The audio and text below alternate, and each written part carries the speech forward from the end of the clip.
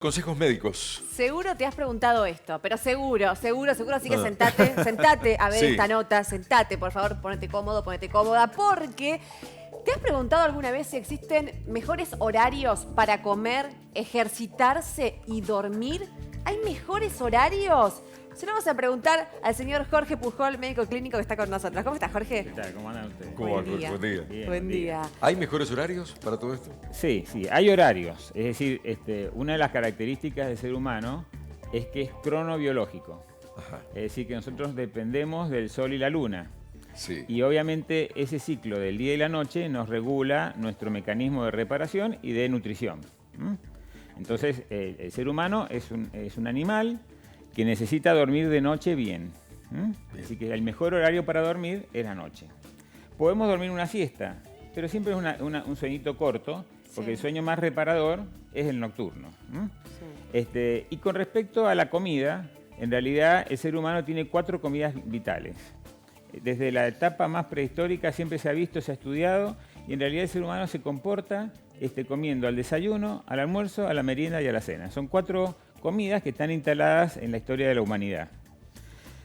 Obviamente que hay estrategias para modificar esos horarios, pero siempre hay que saber que nosotros no tenemos capacidad de guardar muchos hidratos de carbono. El hidrato de carbono son todos esos alimentos que en la sangre se transforman en una sustancia que se llama glucosa y que es la nafta, la nafta con la que funcionamos. El ser humano sin glucosa y sin oxígeno, Chau. listo. Entonces tenemos que darle glucosa al cuerpo, pero nosotros todos tenemos medio kilo por persona de glucosa en la sangre.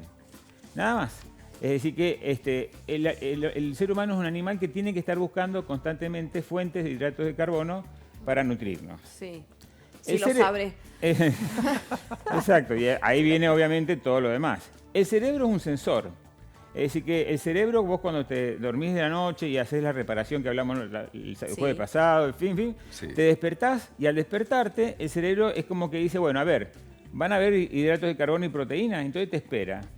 Vos desayunás y comes un huevo revuelto, un fiambrecito, comés frutas, comés una tostada, comés hidratos de carbono. En el mejor de los casos, En el doctor, mejor de los podemos casos. comer todo eso. Bueno, por si vos- cuestiones económicas y por cuestiones de tiempo, y a De veces ti- uno no bueno, se sienta a conviene, comer todo pero eso. conviene A ver. siempre meterle proteínas e hidratos en la mañana.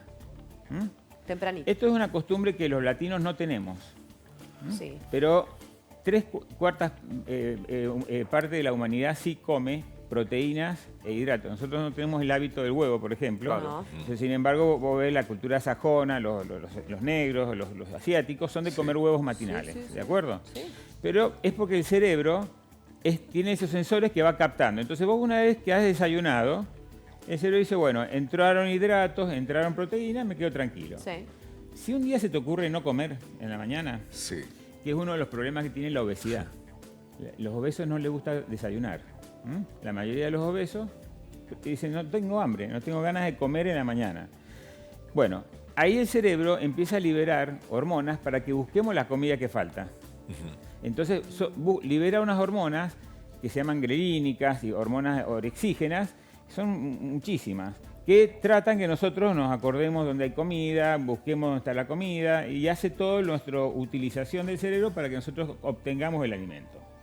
Si no lo incorporamos, bueno, las hormonas se van potenciando, entonces ¿cuál es el riesgo? Que cuando vos no desayunás bien y no almorzás bien, en la tarde agárrate mariposa porque en realidad estás con tanto influjo hormonal que te va a hacer comer lo que encontrés, ¿de acuerdo? Pero el cuerpo siempre se encarga de que lo comás. Esto tan es así que utiliza inclusive recursos de la memoria y recursos del afecto. Es decir, es como que esta máquina que tenemos arriba sabe usar todos nuestros elementos para poder obtener el alimento, Para tentarnos, decís vos, Jorge. para buscarlo. Entonces, por ejemplo, hay un estudio muy lindo que es sobre el antojo. ¿Viste? Las mujeres Sí. embarazadas que empiezan a tener un consumo de hidratos mucho mayor que cuando no estaban embarazadas, entonces empiezan a tener el requerimiento. ¿Y el requerimiento qué es? De golpe pedirte alguna fuente porque en su inconsciente está ese alimento que sabe que es hidratos de carbono. Entonces buscan el chocolate, la golosina, o quiero comerme unos fideos, ¿viste? Hay miles de antojos de los más exóticos. Pero el hecho es que hay hormonas que el cerebro se encarga de producir para que nosotros siempre tengamos la búsqueda y la obtención del alimento. En las estrategias de obesidad, o para comer adecuadamente y no engordar, es importante que nosotros desayunemos proteínas e hidratos. Con eso el cerebro se queda tranquilo, no pide, no libera hormonas, no busca. ¿De acuerdo? Al mediodía vuelve a haber un aumento de una hormona que se llama insulina, nos vuelve a dar apetito y ahí puedes volver a comer y generalmente comemos hidratos de carbono, que es lo que más nos interesa. A la tarde de nuevo hidratos de carbono y a la noche volvés a incorporar proteínas, hidratos de carbono porque el cuerpo necesita para la cena. Son 4 estímulos que se dan. Fíjate que una de las estrategias para adelgazar es tratar de que los pacientes coman cada 2 horas. Claro. Entonces ahí jugás con las hormonas para que tengas niveles insulínicos mucho más bajos. Inclusive el ser humano se diferencia de los animalitos vegetarianos porque podemos comer carne y podemos comer proteínas obteniéndolas del animal o del huevo. Cuando eso no ocurre, necesitamos comer mucho más. Entonces, por ejemplo, vos tenés los monos herbívoros que están todo el día buscando comidita, sí, porque tienen que ellos estar nutriéndose mucho más que nosotros, que comemos un pedazo de carne y tenemos una fuente nutricional muy importante que nos dura. ¿Y cómo sería un almuerzo y una cena como ideal, entre comillas, y qué horario, suponete? El almuerzo dijiste recién ahí, por ejemplo, carne y pollo sería lo ideal, claro, el almuerzo, siempre, y algo más siempre magro. tiene que haber Pues una proteína, sí, en el almuerzo, ¿no es cierto? Entonces, por ejemplo, las carnes de vaca, cordero, cerdo, chivo, conejo, lechón, sí, pescado, todas las carnes, el pollo, todas esas carnes vienen bien, ¿de acuerdo? Y el huevo, por supuesto. Eso es una fuente nutricional, sobre todo cuando hay crisis económica. El huevo es algo económico y muy completo. Uno de los alimentos más completos que podemos obtener para alimentar cuando hay situación económica difícil. Los hidratos de carbono, que son las frutas, verduras y las harinas. Claro, claro. Entonces vos, por ejemplo, al mediodía, proteínas e hidratos. sí. A la mañana, perdón, proteínas e hidratos. Al mediodía, vuelta a comer un plato, solo un plato, donde le pones las proteínas. Entonces está el famoso plato americano que le dicen, que hay un trabajo que hicieron en la época de Obama, donde la esposa de Obama se hizo famosa en ese tema porque hizo My Plate, digamos, un platito donde mostró cómo tenían que comer, porque en Estados Unidos tienen el problema de la obesidad, sí, en forma exagerada, sí, y entonces han hecho un fomento de cómo debería ser el plato. Entonces un platito donde se divide en 4, entonces vos pones la proteína, pones el huevo, pones la harina y pones la verdurita, bien, ¿de acuerdo? Entonces que sea un platito cubierto con algo completo. Y la fruta de postre. Después tenés la tarde, que la tarde tiene que ser algo tranquilo, de hidratos de carbono, porque es lo único que el cuerpo necesita. Entonces te tomás un café con leche, te tomás una tostadita con un dulce o una fruta. Sí, sí. Y a la noche, ahí sí, come un poquito más, porque conviene que tu cuerpo va a necesitar muchos elementos de la reparación. Entonces, cuando sos deportista, por ejemplo, nosotros le pedimos que hagan noches nutricionales importantes. ¿Alejado del momento del sueño ya, del entregarse al sueño? ¿Esa Sí, última comida? generalmente la ingesta alimentaria nocturna, ya en ese momento donde la melatonina empieza a subir, se acaba la luz, entran todos a coincidir todos estos planetas, cuando comemos nos da sueño.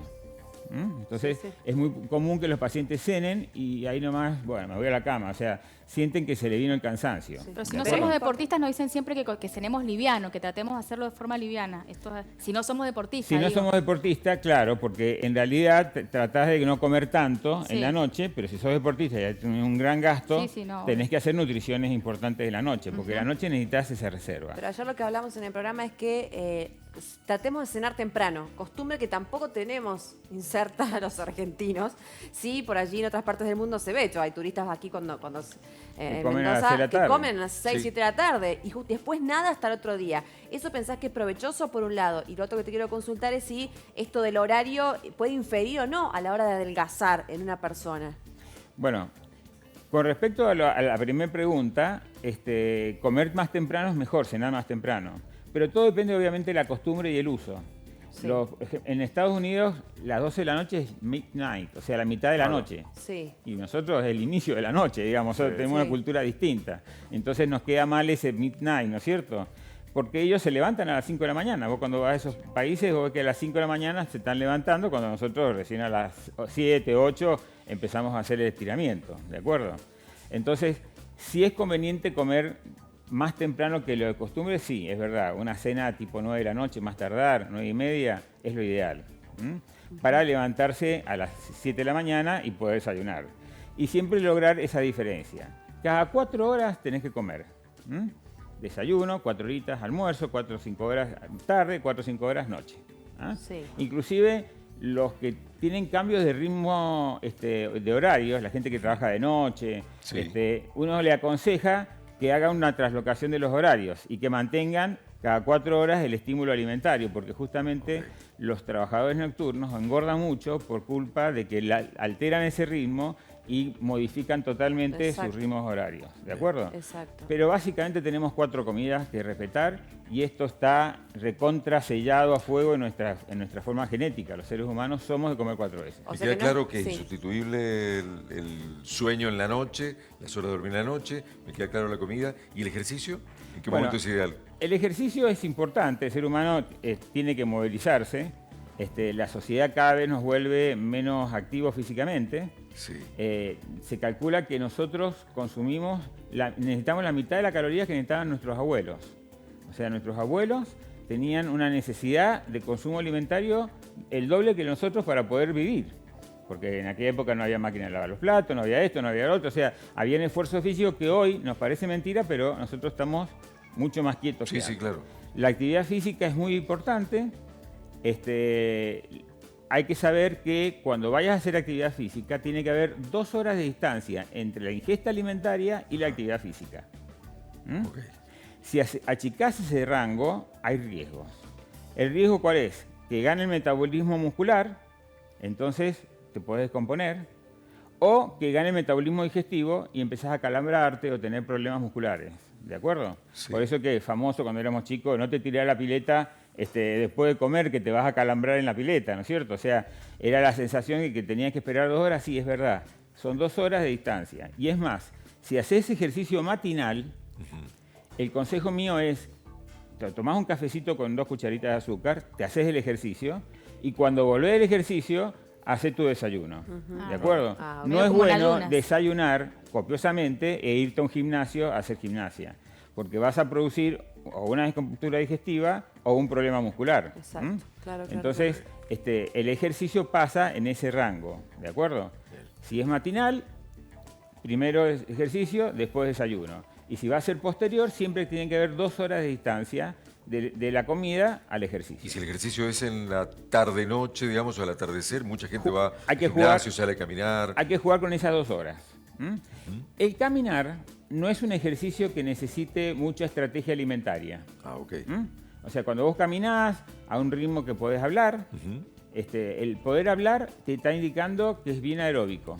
Bien. Cuando ya estás caminando y la frecuencia respiratoria no te permite armar una frase o conversar, estás en una etapa saliendo del anaerobismo, entrando del aerobismo y entrando en el anaerobismo. Ok. Entonces ahí es otra historia. Pero de todas maneras, la caminata no necesitas las diferencias de tiempo que yo recién te comenté. Eso se habla para el ejercicio de gimnasio o ejercicios muy intensos. Perfecto.